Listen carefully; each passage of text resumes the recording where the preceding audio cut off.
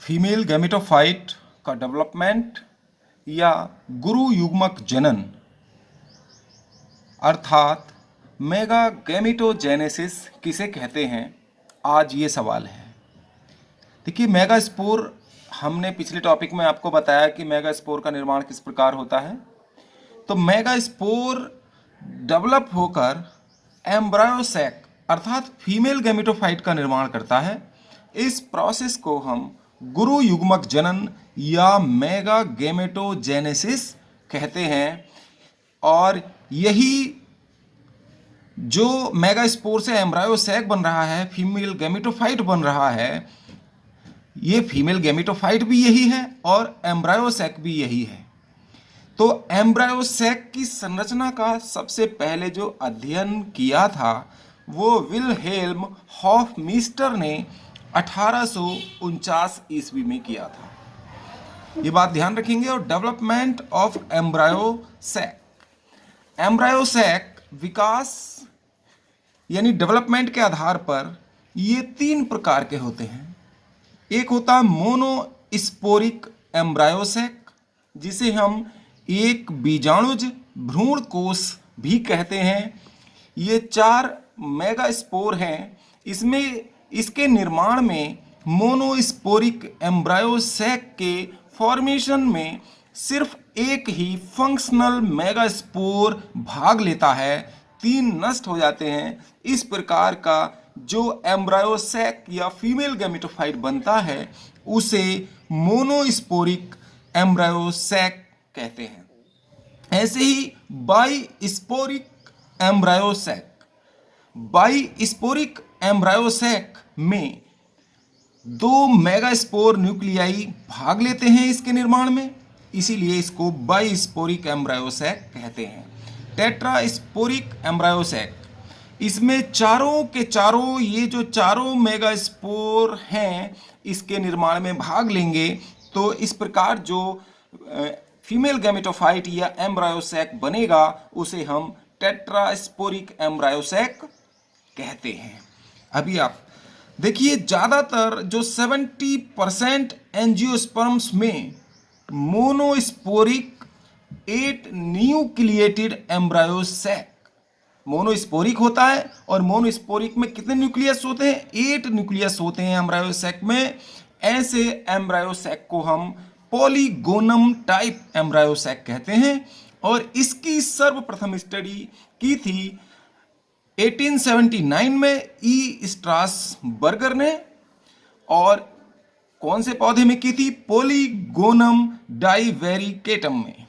Polygonum डाइवेरिकेटम नामक पौधे में इस मोनोस्पोरिक एम्ब्रायोसैक जो पॉलीगोनम टाइप है इसकी स्टडी की पॉलीगोनम डाइवेरिकेटम में। इसलिए इन्होंने इस एम्ब्रायोसैक का नाम पॉलीगोनम टाइप एम्ब्रायोसैक दिया।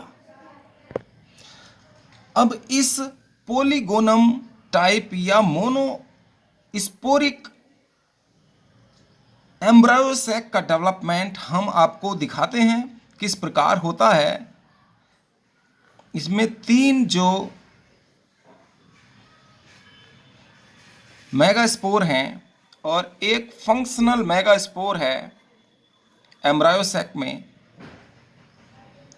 फीमेल गैमेटोफाइट का निर्माण आपको बताएंगे। तो 3 जो मेगास्पोर हैं ये तो डीजनरेट हो जाएंगे, नष्ट हो जाते हैं। केवल एक जो फंक्शनल मेगास्पोर है, ये देखिए फंक्शनल मेगास्पोर है। इस फंक्शनल मेगास्पोर में एक केंद्रक होता है, न्यूक्लियस या न्यूक्लियाई भी कहेंगे। ये साइज में बढ़ेगा। ये जो मेगास्पोर है, फंक्शनल मेगास्पोर, ये क्या करेगा? साइज में बढ़ेगा। It increases in size.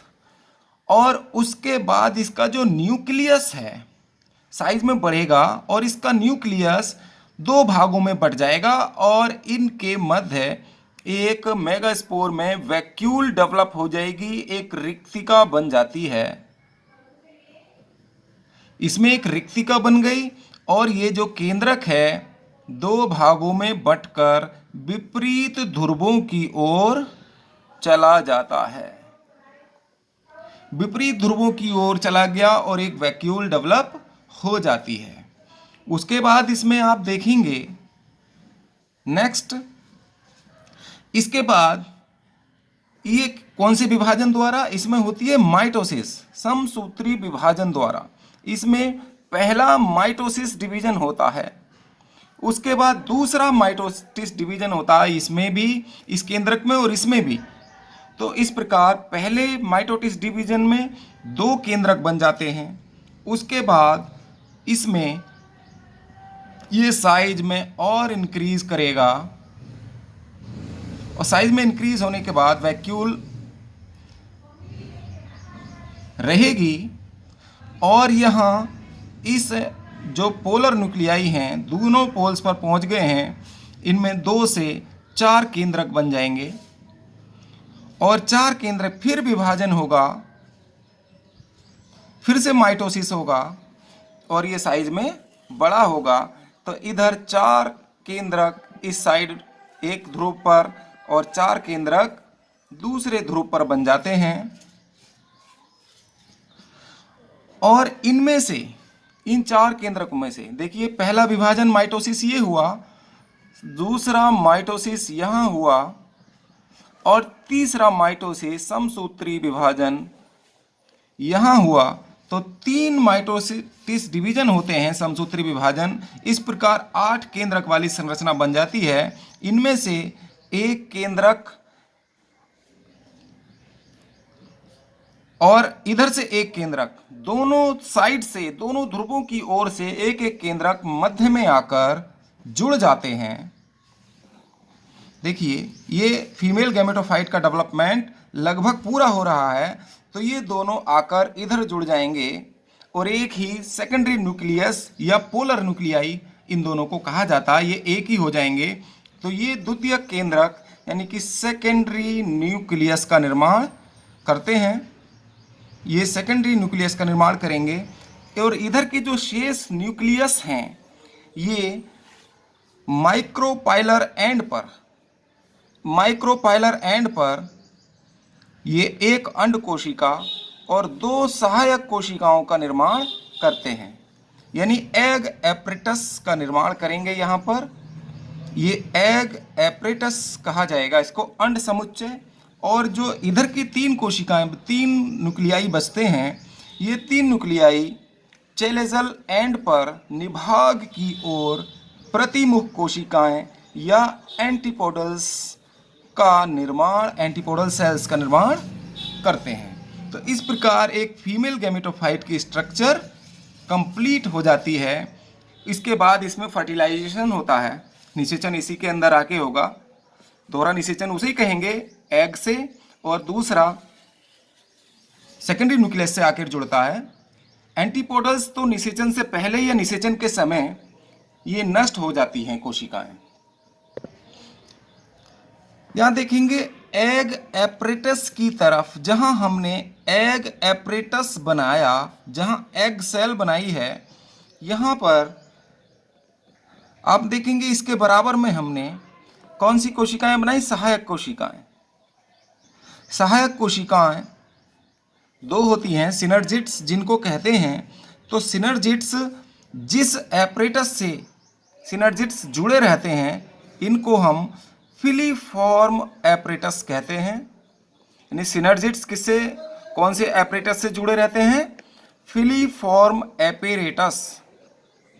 और फिलीफॉर्म एपरेटस क्या काम करता है, फिलीफॉर्म एपरेटस पोलन ट्यूब को, पराग नलिका को अपनी ओर आकर्षित करने का काम करता है। आपको दोहरा निषेचन बताया है, जब परागकण जर्मिनेट हो जाते हैं वर्तिकाग्र पर और एग समुच्चय है, तो इस पोलन ट्यूब को अपनी ओर आकर्षित करने का काम कौन करेगा, ये फिलीफॉर्म एपरेटस करता है। इस प्रकार आप देखेंगे कि एक परिपक्व मैच्योर एम्ब्रायो सैक में माइक्रोपाइलर एंड की तरफ 3 सेल्स होती हैं। 3 सेल्स एग एपरेटस में पाई जाती हैं। तो एग एपरेटस 3 सेल से बना। उसके बाद पोलर न्यूक्लियाई 1 सेल से बना, सेकेंडरी न्यूक्लियस या पोलर न्यूक्लियाई। और एंटीपोडल्स 3 सेल से बने। ये एंटीपोडल्स हैं, ये 3 सेल से बने हैं। तो इस प्रकार एक एम्ब्रायो सैक, कितने एम्ब्रायो सैक में 3 + 1 + 3 बराबर 7 सेल्स, यानी कि 7 सेल्ड होता है। यानी कि 7 न्यूक्लियस अगर इसमें पाए जाते हैं तो 7 न्यूक्लिएटेड या 7 सेल कहलाता है। तो 7 न्यूक्लियाई इस एम्ब्रायो सैक में पाए जाते हैं, इसीलिए इसको 7 न्यूक्लिएटेड स्ट्रक्चर एम्ब्रायो सैक को कहते हैं। तो ये 7 न्यूक्लिएटेड होता है, इस बात को भी आप ध्यान रखेंगे। एग एपरेटस किस ओर होता है? माइक्रोपाइलर एंड पर, माइक्रोपाइलर एंड पर, बीजांड द्वार की तरफ, मध्य में सेकेंडरी न्यूक्लियस और चेलेजल एंड की ओर एंटीपोडल्स पाए जाते हैं।